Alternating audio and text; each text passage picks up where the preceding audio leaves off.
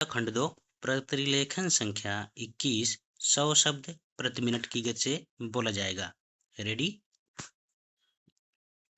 Start.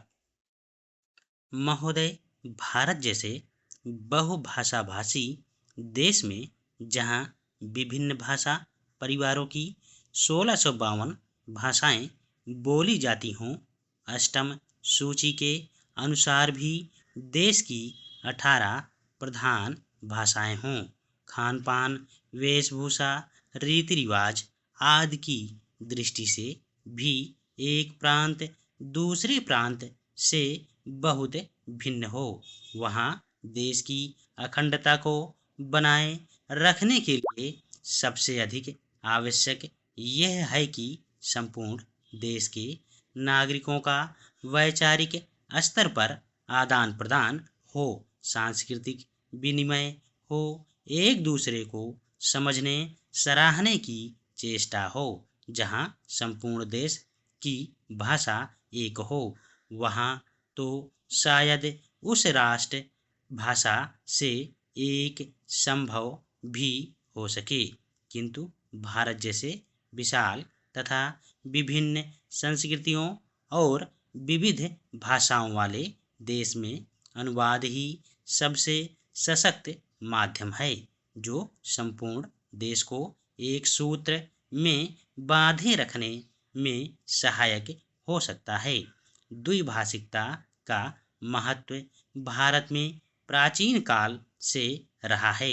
आज भी भारतीय जनसंख्या के सांख्यिकीय आंकड़े यह बताते हैं कि भारत में द्विभाषियों का प्रतिशत काफी ऊंचा है। कहने की आवश्यकता नहीं कि सभी भारतवासी सामान्यतः हिंदी या निकटवर्ती प्रांत की भाषा को दूसरी भाषा के रूप में प्रयोग करते हैं। अहिंदी भाषियों के मध्य हिंदी का प्रचार शिक्षा, व्यवसाय, जनसंचार, फिल्म आदि कई कारणों से हुआ।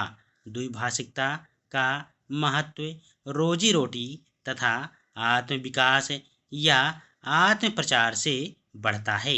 यह द्विभाषिकता अनुवाद की मूल भित्ति है। एक व्यक्ति अपने भावों व विचारों को दूसरे तक पहुंचा सके तथा दूसरे की बात स्वयं समझ सके, इसीलिए वह दो या अधिक भाषाएं सीखता है।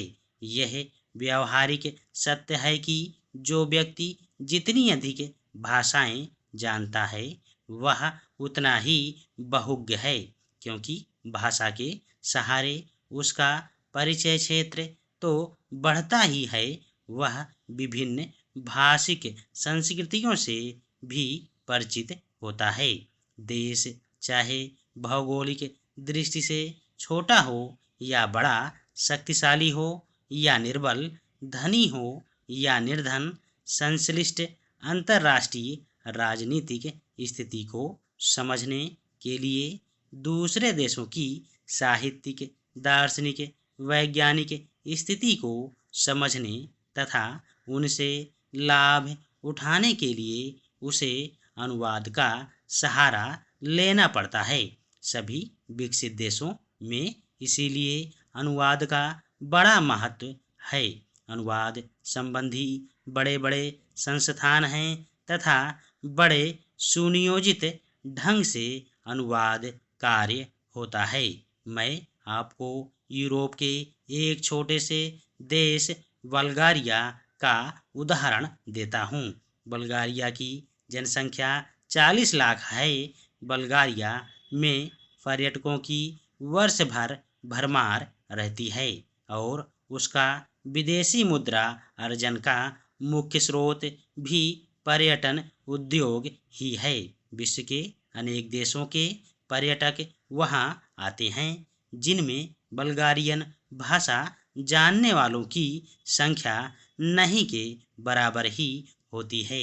इन पर्यटकों की सुख सुविधा के लिए तथा उन्हें भाषा की कठिनाई न हो, इसलिए द्विभाषियों की जो यूरोप की विभिन्न भाषाएं जानते हों, आवश्यकता होती है। इसके लिए विश्वविद्यालयों में नियमित रूप से युवक युवतियां विदेशी भाषाएं सीखते हैं और द्विभाषीय का काम करते हैं। धन्यवाद।